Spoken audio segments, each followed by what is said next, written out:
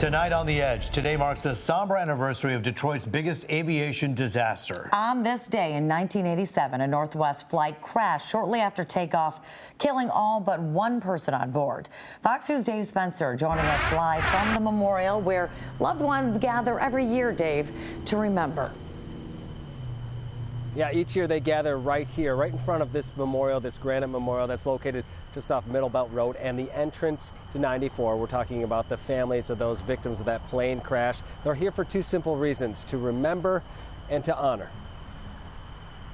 A list of names, 154 to be exact, who perished August 16, 1987 at 8:46 p.m. when the Northwest Flight 255 crashed seconds after takeoff. And the 4-year-old child who survived the plane crash. Cecilia Sheehan, now Cecilia Crocker. Since 1994, when this memorial was installed, the family of those crash victims have been coming here, even when it hasn't been easy. You know, they say time heals. It doesn't heal. You cope with life differently when something like this happens. Joanne Pontance visits each year from Syracuse, New York. She lost 5 family members. Her brother Bill. He was 36, his wife Kathy, she was 32, and little Billy, he was 5, and Hillary, she's 3, and the baby was 4 months old. She's far from alone. We always say you don't get over it, you get through it, and this is the way we get through it.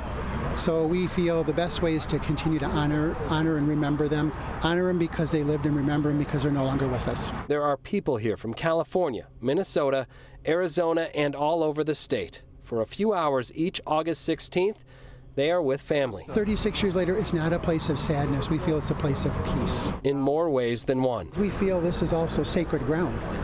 So those of us who are religious, that I am, we feel that this is holy ground, so we treat it as such. And for those who may have no connection at all to the crash, now 36 years old, there are still lessons to be taken away. Cherish your loved ones because you never know when you're going to see them again. And the organizers tell me as long as there are families that are willing to make the trek out here each August 16th, that this tradition will continue. Reporting live in Romulus tonight, Dave Spencer on The Edge.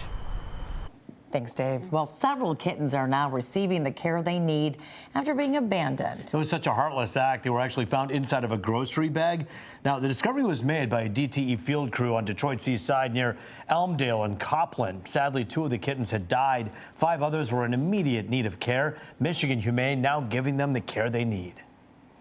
We are assuming that they were more than likely out in the rain last night, but they are so far doing well. They were alert, they were saying hello to folks, they were eating, all of which are good signs for future health and full recovery. Now, the kittens are believed to be around 2 months old. Tonight, DTE is thanking the crew that found the kittens and alerted Michigan Humane about them. This guy's stealing more than Amazon packages. He's stealing the whole Amazon truck. Wow, that's crazy. And pretty bold. An Amazon driver is carjacked in broad daylight today on Detroit's east side. We're told that at least one of the 3 suspects had a gun and then took off with the worker's van on Beaconsfield and Outer Drive. They dumped the vehicle only 1.5 miles away. Residents helped police recover packages that fell from that truck. It's unfortunate that this young man, all he was doing was trying to earn a living and conduct and provide for his family, and he become a victim of such a heinous crime, a violent crime of carjacking. The search for the 3 young suspects continues tonight. Quick update on the officer himself. He is doing his absolute best to recover. He is a fighter like all of our officers are here in the city, so continued prayers for him. A Detroit police officer shot in the line of duty last Friday, now on the mend. But the suspects he was chasing still on the run. Tonight, Detroit police releasing this surveillance video of 3 men running through a parking lot of a funeral home in the area of Morang and Whitehill. Now, here's a closer look at 2 of the suspects. Anonymous tips can be made to Crime Stoppers at 1-800-SPEAK-UP. There is a $1,000 reward being offered. It's a shame that they had to do the damage to this because we try real hard to keep this course in good condition. Dearborn police are looking for vandals. These guys, captured on surveillance cameras, are wanted for damaging the Dearborn Hills golf course. We're told they took some of the golf carts on a high-speed joyride on the fairway and did donuts on the green. The damage is estimated to be in the thousands of dollars. The club hopes to have the front 9 repaired by next spring. Well, today was just one of those perfect summer days, but the chance for severe storms does return come tomorrow. But we're all hoping it will be out of here for the weekend. Let's check in now with Rich to see what we can expect. Rich? Taryn Roop, the storms will be out of here tomorrow evening. So for Friday, Saturday, Sunday, for dream cruisers, no problems. But tomorrow afternoon, we have a cold front approaching from the north and west. You can see active weather right now, northern Wisconsin, the western UP. It's going to take some time, but eventually those storms coming our way for Thursday afternoon, mainly between 1 and 6 o'clock.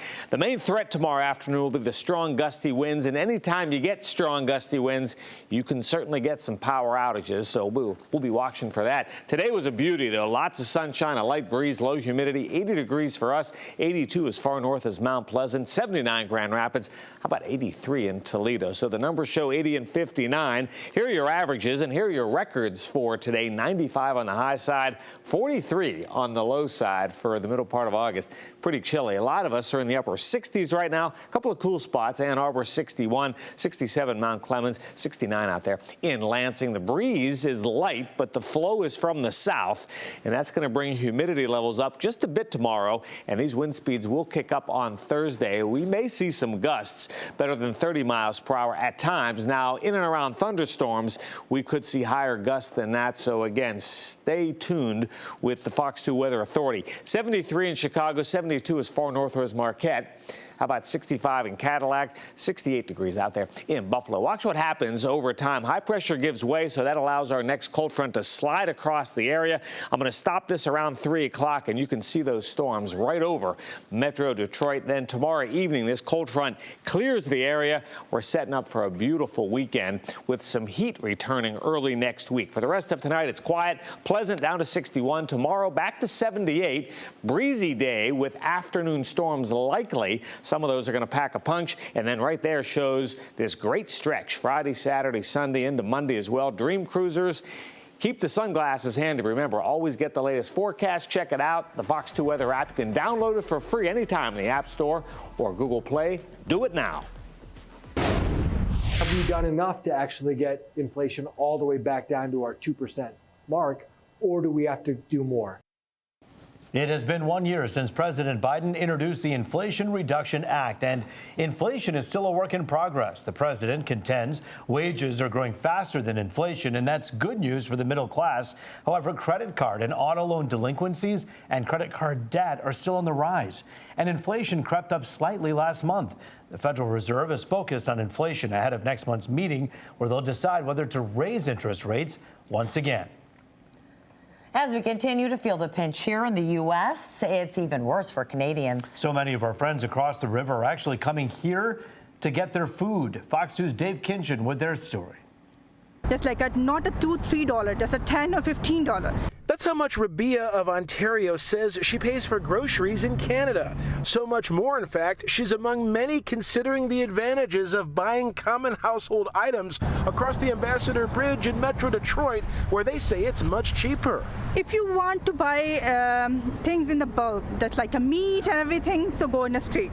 That's good. Go to the States for that. Yeah, okay. But the grocery, the weekly grocery and everything, price is very high. It's really expensive because you have small kids and even you have big kids. She's not alone in finding Canadian prices for everyday goods to be quite steep. A 5 kg of watermelon is going to be like $12 plus tax, right? And the same watermelon will be like $3 over there in the US. So, you know, it's just not the watermelon, just inflation price, right? So, of course, yes, the price is so much. So, of course, like, U.S. is a much better place. Canada's yearly inflation rate jumped more than 3% in July, higher than many money experts were expecting. At the same time, economists say consumer inflation went easier on American households last month, meaning price increases have slowed down. We continued our sampling of public opinion in Windsor. Have you seen it like this before here, the prices, the inflation here?